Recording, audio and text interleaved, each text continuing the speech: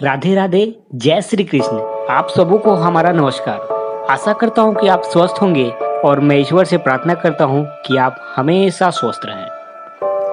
आज मैं एक ऐसे मंत्र के बारे में चर्चा करने वाला हूँ जिसको केवल याद कर लेने से माँ सरस्वती, माँ लक्ष्मी, भगवान श्री कृष्ण का हमेशा आशीर्वाद बना रहेगा।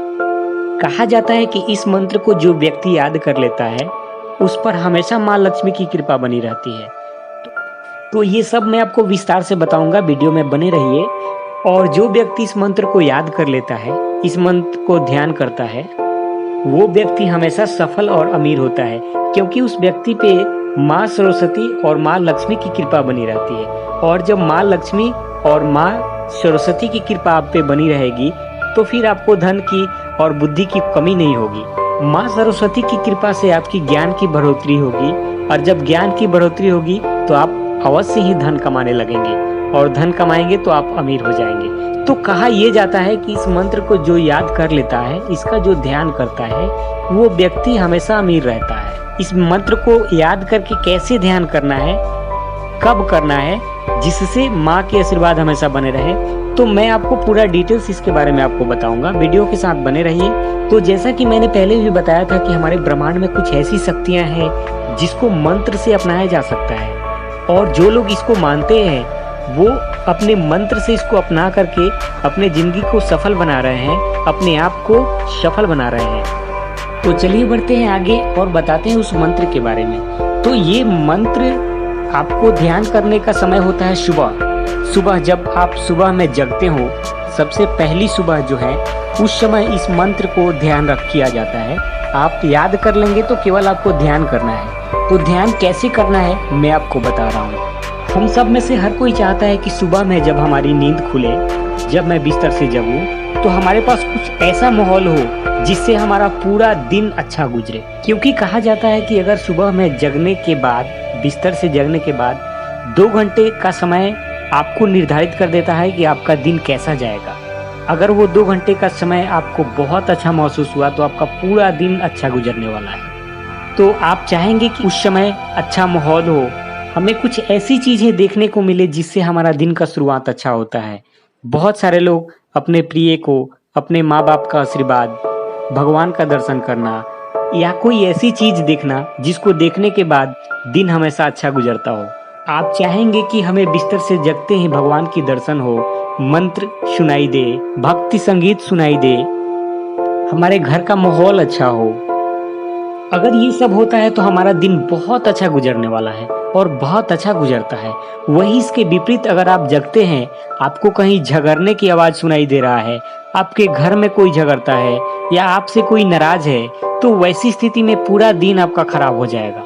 तो मेरा सलाह रहेगा कि आप अपने घर में ऐसी व्यवस्था करें कि घर में जगते समय, सुबह में जगते समय, नींद खुलते समय कुछ ऐसा माहौल बनाएं जिससे आपका पूरा दिन अच्छा गुजरे, आप पूरे दिन मोटिवेट रहें। अगर सुबह में आपको सकारात्मक ऊर्जा मिलेगी तो आपका दिन बहुत अच्छा जाएगा, पूरे दिन अच्छे सोच पाएंगे। तो ये पहली प्रक्रिया थी। अगर इस तरह का माहौल आप बना लेते हैं तो आपको बहुत अच्छा होगा। अब दूसरी प्रक्रिया क्या है मैं आपको बता रहा हूँ। तो अगला स्टेप आपको करना क्या है, आप जब भी सुबह में जगें, अपने बिस्तर पे ही रहे। बिस्तर से जगते ही, आप जैसे बिस्तर पे जगते हैं, आप अपना मोबाइल ना छुए। आपसे हाथ जोड़कर रिक्वेस्ट है कि आप जब भी बिस्तर पे जगे, सबसे पहले आप मोबाइल को न छुए।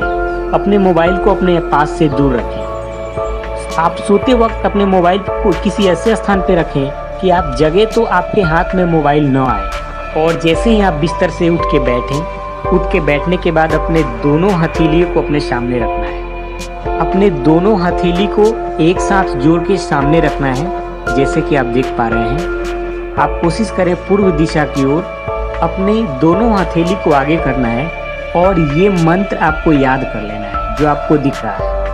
कराग्रे वसते लक्ष्मी, कर मध्ये सरस्वती, कर मूले तु गोविंद, प्रभाते कर दर्शनम।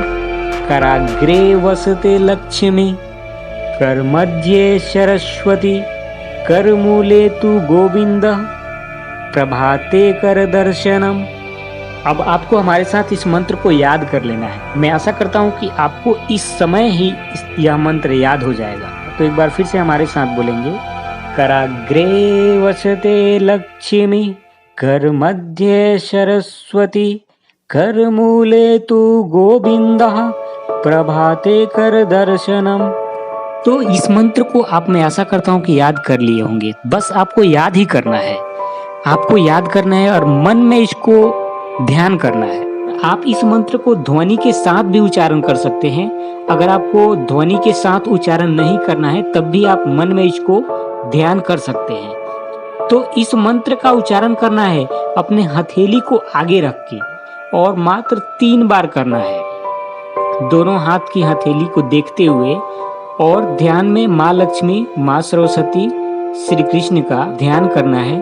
और 3 बार बोलने की प्रक्रिया समाप्त होने के बाद अपने हथेली को अपने चेहरे पे स्पर्श करना है।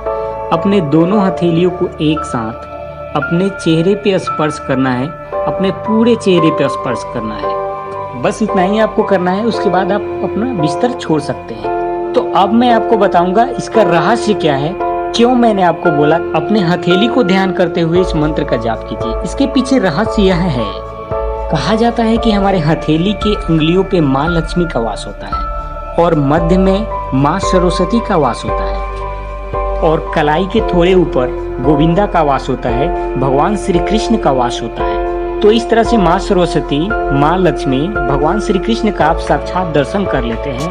और इस मंत्र के माध्यम से, इस मंत्र के जपने के बाद, इस मंत्र को ध्यान करने के बाद माँ लक्ष्मी, माँ सरस्वती और भगवान श्री कृष्ण का हमेशा आशीर्वाद आप पे सदा बना रहता है और आपकी दिन की शुरुआत भगवान के नाम से, माता के नाम से, भगवान श्री कृष्ण के नाम से शुरुआत होता है और आप पे हमेशा बना रहेगा आशीर्वाद और आपकी दिन की शुरुआत बहुत शुभ होती है। तो मैं आशा करता हूँ कि ये वीडियो आपको बहुत पसंद आया होगा।